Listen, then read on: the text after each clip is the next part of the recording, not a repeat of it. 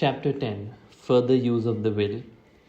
You cannot retain a true and clear vision of wealth if you are constantly turning your imagination to opposing pictures, whether they be external or imaginary. Do not tell of your past troubles of a financial nature if you have had them. Do not think of them at all. Do not tell of the poverty of your parents or the hardships in your early life. To do any of these things is to mentally class yourself with the poor for the time being, and it will certainly check the movement of things in your direction. Let the dead bury their dead, as Jesus said. Put poverty and all things that pertain to poverty completely behind you. You have accepted a certain theory of the universe as being correct, and are resting all your hopes of happiness on its being correct. And what can you gain by giving heed to conflicting theories?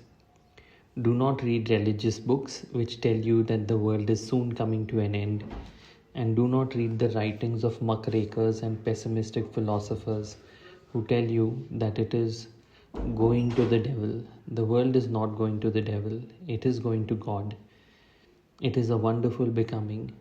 True, there may be a good many things in existing conditions which are disagreeable, but what is the use of studying them when they are certainly passing away, and when the study of them only tends to check their passing and keep them with us? Why give time and attention to things which are being removed by evolutionary growth when you can hasten their removal only by promoting the evolutionary growth as far as your part of it goes? No matter how horrible it seemingly may be, the conditions in certain countries, no matter how horrible in seeming may be the conditions in certain countries, sections, or places, you waste your time and destroy your chances by considering them. You should interest yourself in the world's becoming rich. Think of the riches that the world is coming into instead of the poverty it is growing out of, and bear in mind that the only way in which you can assist the world in growing rich is by growing rich yourself through the creative method, not the competitive one. Give your attention wholly to riches, ignore poverty. Whenever you think or speak of those who are poor, think and speak of them as those who are becoming rich, as those who are to be congratulated rather than pitied. Then they and others will catch the inspiration and begin to search for the way out.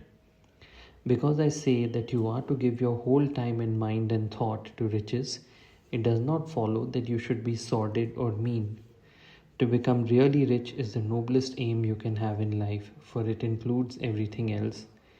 On the competitive plane, the struggle to get rich is a godless scramble for power over other men. But when we come into the creative mind, all this is changed. All that is possible in the way of greatness and soul unfoldment, of service and lofty endeavor, comes by way of getting rich. All is made possible by the use of things. If you lack for physical health, you will find that the attainment of it is conditional on your getting rich. Only those who are emancipated from financial worry and who have the means to live a carefree existence and follow hygienic practices can have and retain health. Moral and spiritual greatness is possible only to those who are above the competitive battle for existence, and only those who are becoming rich on the plane of creative thought are free from the degrading influences of competition. If your heart is set on domestic happiness, remember that love flourishes best where there is refinement, a high level of thought, and freedom from corrupting influences. And those are to be found only where riches are attained by the exercise of creative thought without strife or rivalry. You can aim at nothing so great or noble, I repeat, as to become rich, and you must fix your attention upon your mental picture of riches, to the exclusion of all that may tend to dim or obscure the vision. You must learn to see the underlying truth in all things. You must see benefit You must see beneath all seemingly wrong conditions the great one life, ever moving forward towards fuller expression and more complete happiness. It is the truth that there is no such thing as poverty, that there is only wealth. Some people remain in poverty because they are ignorant of the fact that there is wealth for them. And these can best be taught by showing them the way to affluence in your own person and practice. Others are poor because while they feel that there is a way out, they are too intellectually indolent to put forth the mental effort necessary to find that way and travel it. And for those, the very best thing you can do is to arouse their desire by showing them the happiness that comes from being rightly rich. Others still are poor because while they have some notion of science, they have become so swamped and lost in the maze of metaphysical and occult theories that they do not know which road to take. They try a mixture of many systems and fail in all. For these, again, the very best thing to do is to show the right way in your own person and practice. An ounce of doing things is worth a pound of theorizing. The very best thing you can do for the whole world is to make the most of yourself. You can serve God and man in no more effective way than by getting rich. That is, if you get rich by the creative method and not by the competitive one. Another thing, we assert that this book gives in detail the principles of the science of getting rich. And if that is true, you do not need to read any other book upon the subject. This may sound narrow and egotistical, but consider there is no more scientific method of computation in mathematics than by addition, subtraction, multiplication, and division.